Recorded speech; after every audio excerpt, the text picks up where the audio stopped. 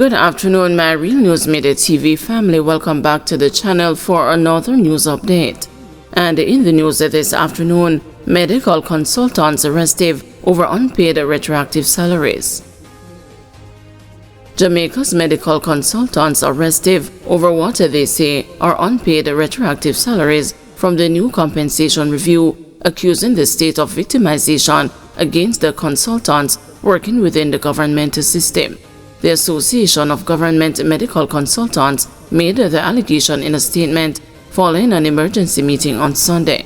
All other public sector groups, including parliamentarians, received their retroactive salaries promptly within 2 months of being paid new salaries, the association said.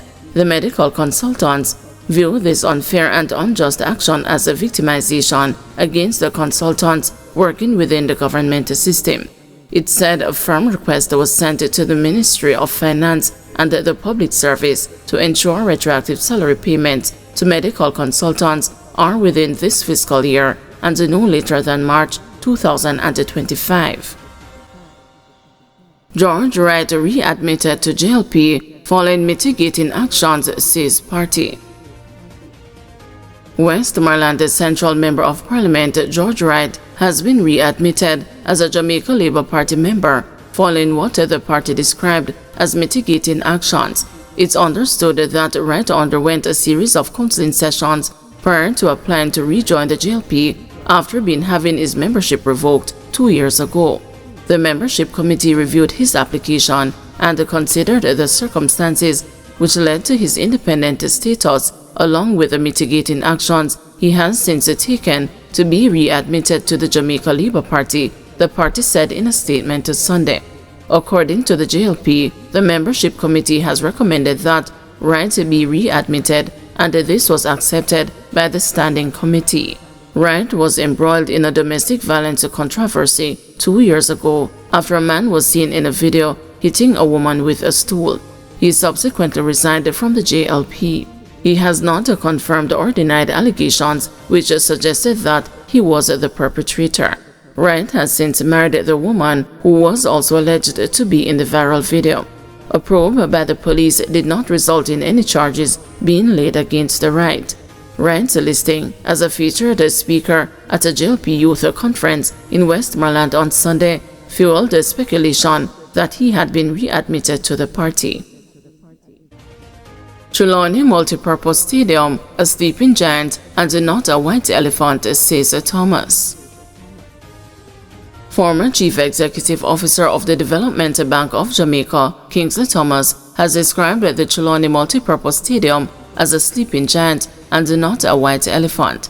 Speaking at a business forum put on by Dr. Wickham McNeil, the People's National Party's representative for Trelawny Northern, at the Royalton Hotel in the parish last Tuesday, a passionate Thomas argued that Kingston is paying Beijing for the construction of the stadium, therefore it must be utilized. The multi-purpose stadium has to be used, it cannot sit down. It has to be used.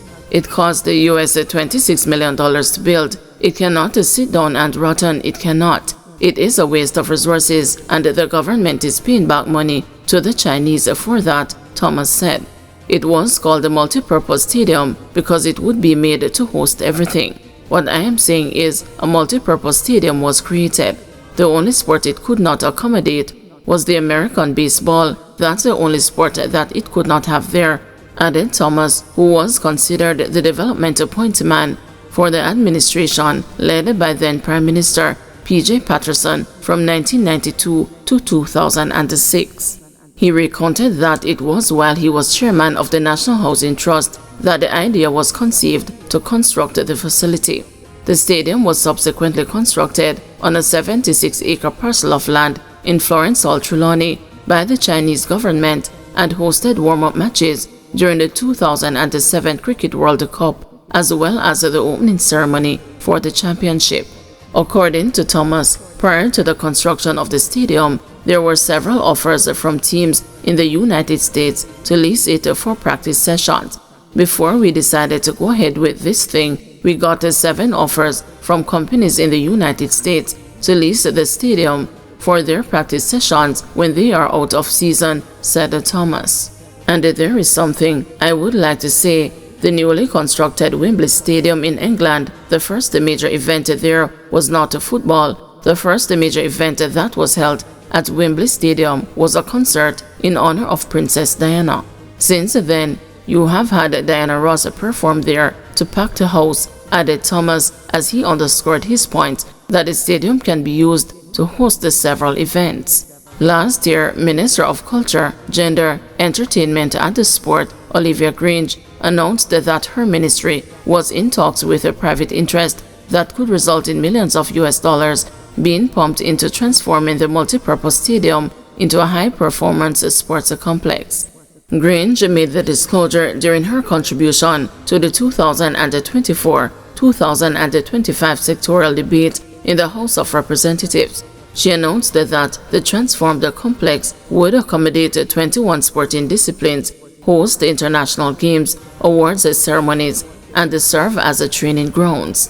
In the meantime, Dr. McNeil claimed that a year ago, after he became the PNP's standard bearer for Trelawny Northern, he suggested that arrangements be put in place for the Trelawny Football Association knockout finals to be staged at the facility, which is said to have a capacity of 25,000. They said they have never had a final at the Trelawny Stadium.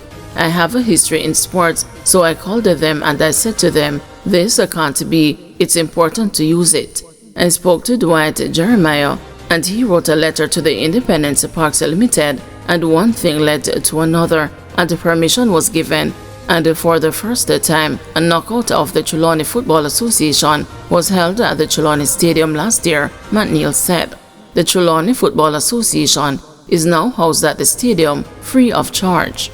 The point I am making is simply, in my mind, all the associations should be there, he added. JUTC bleeds, NWC, FSC also projecting red. Billions of tax dollars will again be pumped into cash-strapped Jamaica Urban Transit Company Limited for the 2025-2026 financial year, as the state-owned entity is projecting an operating loss of about $13.84 billion and a total loss of nearly $18 billion before a government grant is taken into consideration.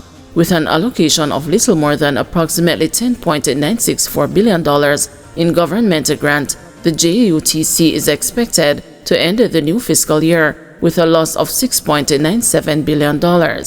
For years, the company has been plagued by fuel theft, a problem the management has committed to bring to an end. In the Jamaica Public Body's estimates of revenue and expenditure for 2025-2026, the government says the state-owned bus company will seek to improve operational efficiency and expand its reach through increasing its fleet and expanding its routes. Another major state-owned body, the National Water Commission, is projecting a deficit of nearly $1.9 billion for the new financial year.